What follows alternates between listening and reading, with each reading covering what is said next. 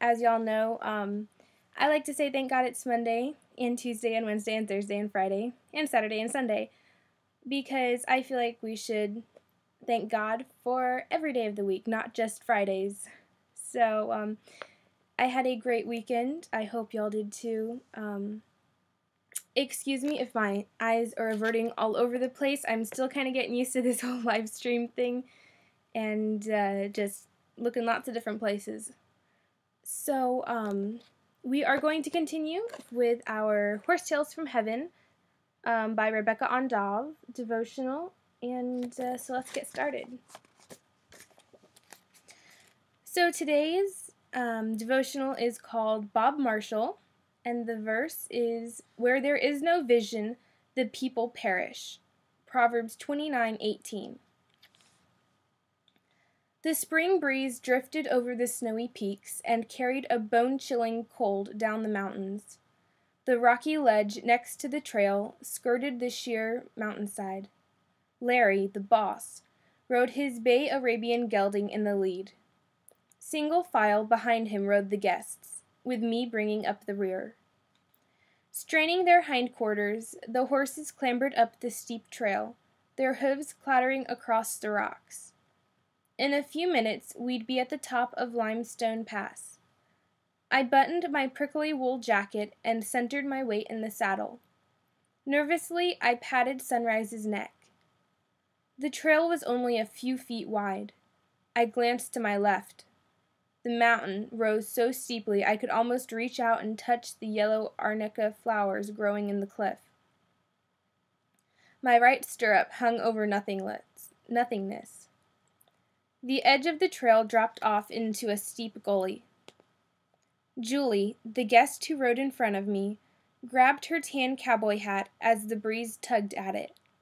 She tightened the stampede strap. I watched her glance down the cliff, where her hat would have blown if it had gotten away. Then she riveted her eyes on the horse in front of her. Trying to make conversation to overcome her nervousness, she shouted over the breeze, "Rebecca, how long have you been doing this?" I cringed and shouted back, "Not long enough." The wind stole my words, and I was glad. I didn't want to tell her this was my first season working as a cook on a pack trip. I felt so inadequate. This was something I'd dreamed of doing, but I didn't have any experience. I'd been raised on the flat prairies of Minnesota.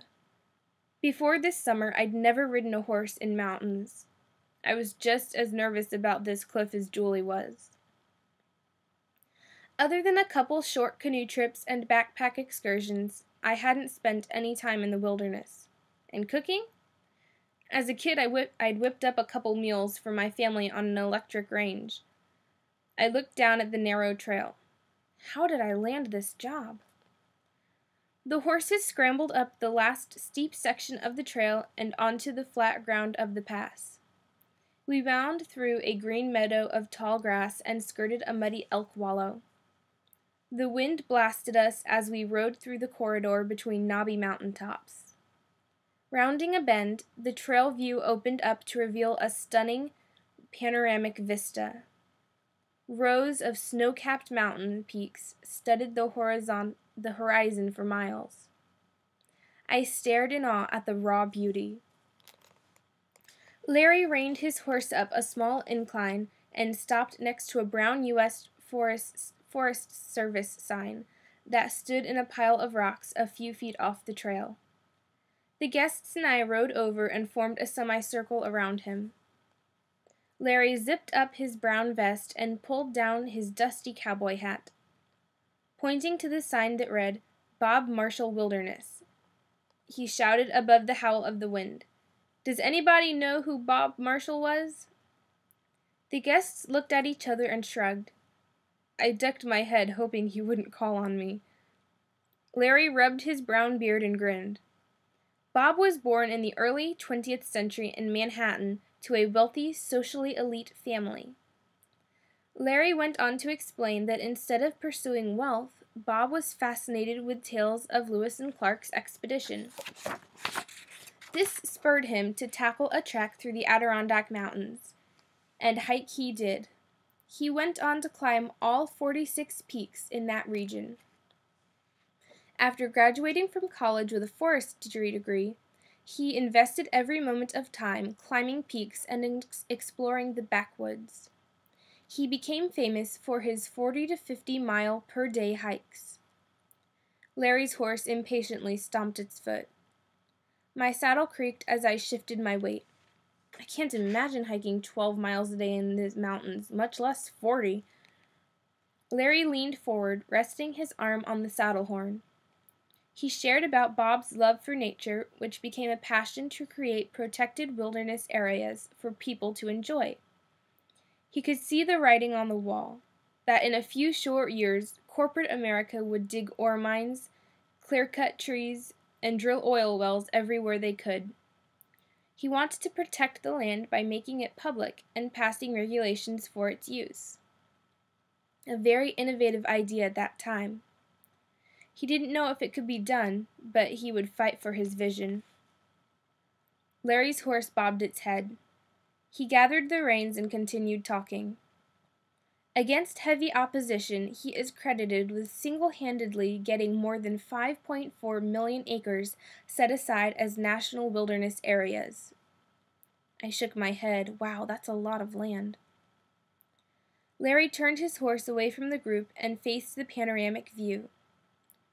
He died at the age of 38, and this wilderness area was set aside in honor of him. Larry swept his gloved hand over the peaks. This area is called the crown jewel of the American wilderness system.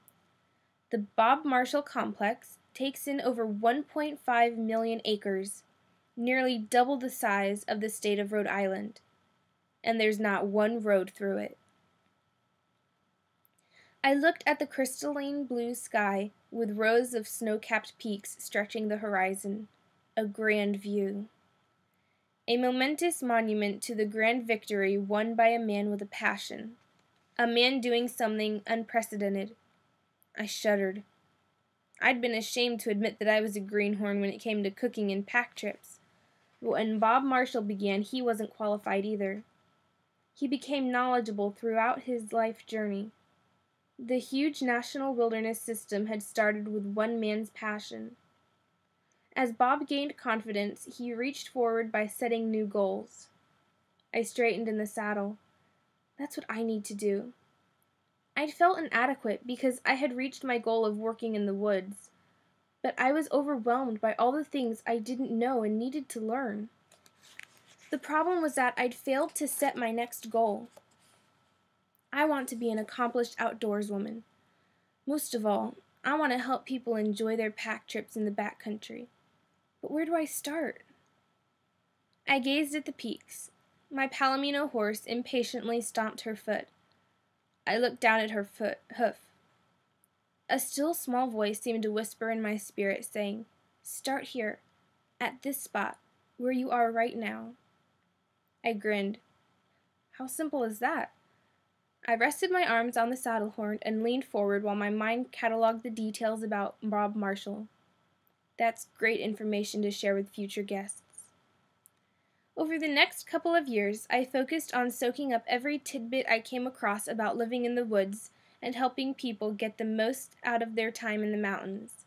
The more I learned, the more confident I became. The more confident I became, the steeper I set my new goals. Lord, help me set goals so I will grow spiritually strong and have the confidence to pursue the dreams you've placed within my heart. Amen. Okay, guys, I hope you enjoyed that devotional today. As always, leave me a comment on what your thoughts are. If you are watching right now and you have a thought, chat it to me, and I will read it and we can discuss what you want. My thoughts are that we should always have some sort of goal, no matter what it is we're working on, whether it's a spiritual relationship with God or maybe a career, a